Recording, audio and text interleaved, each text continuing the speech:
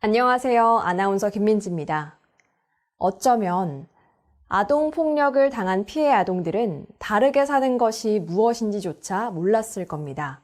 사회적으로 아동폭력에 대한 관심과 노력이 많아지고 있는데요.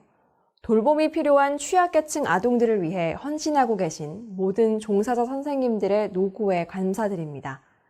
특히 신고 의무자이신 여러분의 신고가 필요합니다. 2020년 아동학대 의심 신고는 총 38,929건으로 나타났는데 이 중 아동학대 신고 의무자에 의한 신고가 28.2%, 1,973건으로 나타났고 신고 의무자 중 초중고교 직원이 9.8%로 신고율이 높았습니다. 비신고 의무자에 의한 신고 접수 건수는 27,956건으로 71.8%로 나타났고 이 중 부모에 의한 신고가 16.1%, 아동 본인 신고가 14.2%, 또 이웃이나 친구에 의한 신고가 5.0% 순으로 나타났습니다. 여러분들의 신고가 중요하다는 것을 다시 한번 생각해 주시길 바랍니다. 2020년 9월 발생한 초등학생 형제의 안타까운 사고가 있었습니다. 사고의 경위에 대해 말이 많았지만 꼭 짚어야 할 것이 바로 방임입니다. 방임은 모든 취약계층 아동들이 현실에서 겪고 있는 문제인데요. 주위 아동들을 위한 어른들의 지속적인 관심이 필요합니다. 아동학대 신고는 선택이 아닌 의무사항입니다. 신고 의무 교육을 시행하고 있지만 현실에서는 개인에 맞춰질 수밖에 없습니다. 의심 징후를 보았지만 별거 아니겠지 하는 마음과 좀 불편해질 수 있는 상황을 예견하면서 신고하지 않고 의심되는 모습을 지나친다면 어쩌면 어른으로서 평생 후회할 일이 생길지도 모릅니다. 의심 징후를 발견하셨을 때는 바로 신고해 주시기 바랍니다. 오늘 아동을 위해 힘써주시는 드림스타트 김지원 선생님과 함께 아동학대 신고에 대해 알아보는 시간 갖겠습니다. 안녕하세요. 안녕하세요. 아동학대 의심 징후 발견 시에 즉시 신고를 해야 합니다. 신체적 징후와 행동적 징후로 나누어 확인할 수 있는데요. 신체적 징후는 설명하기 어려운 신체적 상흔이나 회복에 시간차가 있는 상처, 비슷한 크기의 반복적으로 긁힌 상처, 사용된 도구의 모양이 그대로 나타나는 상처, 또 담뱃불 자국이나 뜨거운 물에 인해 생긴 화상 자국들이 있을 수 있습니다. 또한 회음부에 있는 화상 자국들, 입, 입술, 잇몸, 눈, 외음부 상처 등에서 학대 의심 징후를 확인할 수 있습니다. 발달 지연 및 성장 장애, 신체 발달 저하, 혹은 간혈종이나 간혈상, 십이지장 천공이나 궤양 등과 같은 복부 손상들, 또 폐의 자상이나 기흉, 흉막 삼출과 같은 흉부 손상, 또한 생식기나 항문에 상처가 있는 경우가 있습니다. 행동적 징후는요, 어른과의 접촉을 회피한다거나 다른 아동이 울 때 공포를 나타내는 것, 또한 공격적이거나 위축된 극단적 행동, 부모에 대한 두려움, 그리고 집에 가는 것을 두려워한다거나 위험에 대한 지속적인 경계들, 그리고 특정 물건을 계속 빨고 있거나 물어뜯는 행동들이 있고요. 언어 장애도 있습니다. 나이에 맞지 않는 성적 행동들을 봐야 하고요.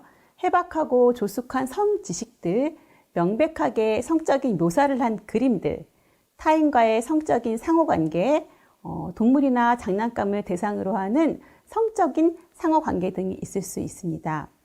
가정 환경에서 이러한 상황이 반복된다면 의심을 해봐야 합니다. 집안 정리가 지속적으로 되지 않고 아동에게 유해한 환경 여부, 음식물 쓰레기나 가정의 물건들이 계속 쌓이는 것들, 또한 저녁 시간에 아동이 혼자 있는 시간이 많은 것들도 확인해 봐야 합니다. 아동학대의 개입은 어떻게 이루어지고 있나요? 드림스타트의 아동통합사례관리사가 학대가 발견되었을 때는 우선 신고를 하고 이후 조사나 판정은 경찰과 아동학대 전담 공무원에 의해서 이루어지고 있습니다. 수사가 진행 중이거나 시설 입소 후에는 가정으로 돌아오고요. 아동보호 전문기관에서 사례를 종결할 때 이후 우리가 필요한 경우에는 드림스타트에서 다시 사례 관리를 하기도 합니다. 경우에 따라서는 아동보호 전문기관과 사례 관리를 같이 하면서 중복으로 진행할 수도 있습니다.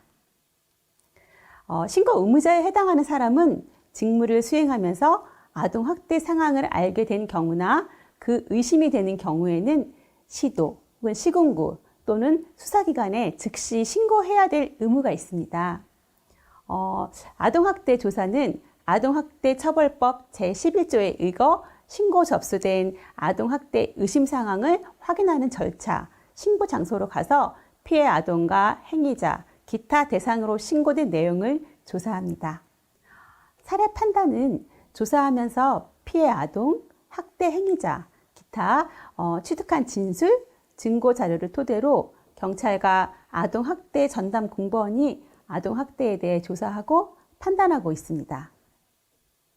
조치는 피해 아동에게 학대 피해가 심각하고 추가적인 학대가 우려될 때 아동학대처벌법 제12조에 의해 응급조치를 진행할 수 있습니다. 가정 방문 시 아동학대 의심 징후가 발견되어 신고를 하면 협조해야 할 사항에는 어떤 것들이 있나요? 협조사항은요, 신고 양식을 작성합니다. 거기에는 아동의 인적 사항들이 들어가게 되고요. 아동 면담 가능한 장소나 주소, 이름, 성별, 혹은 나이, 특징 이런 것들을 적을 수 있습니다.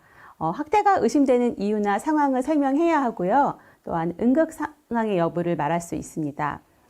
신속 출동 판단을 위해서 구체적인 응급 상황을 설명해야 되고요. 의심되는 가해자 또는 모를 경우에는 또 미상으로 신고해도 됩니다. 신변 보호 등을 요청할 수 있고요. 아동보호 전문기관 등 사례를 이관하게 될 때 드림스타트에서는 기관의 서비스 연계 이력 등을 정보 제공할 수 있습니다. 기억에 남는 사례가 있다면 말씀해 주세요.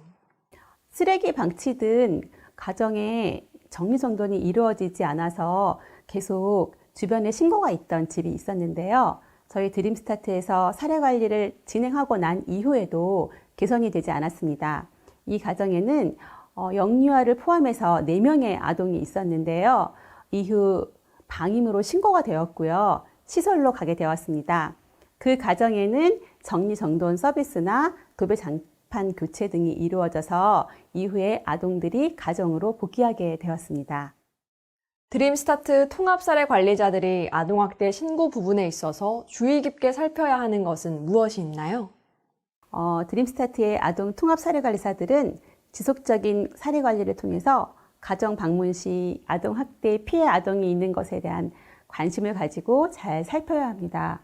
저희가 조금만 더 세심히 살핀다면 아동에게 생길지 모를 불행한 사건을 방지하고 위기 아동을 조기에 구할 수 있을 것입니다.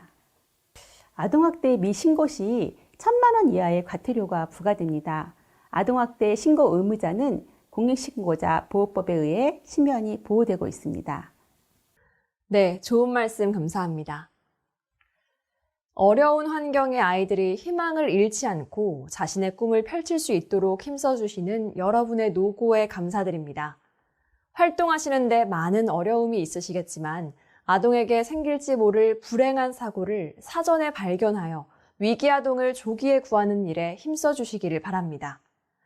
우리 모두가 피해 아동들에게 기회를 줄 수 있는 한 사람 한 사람임을 잊지 않아야겠습니다.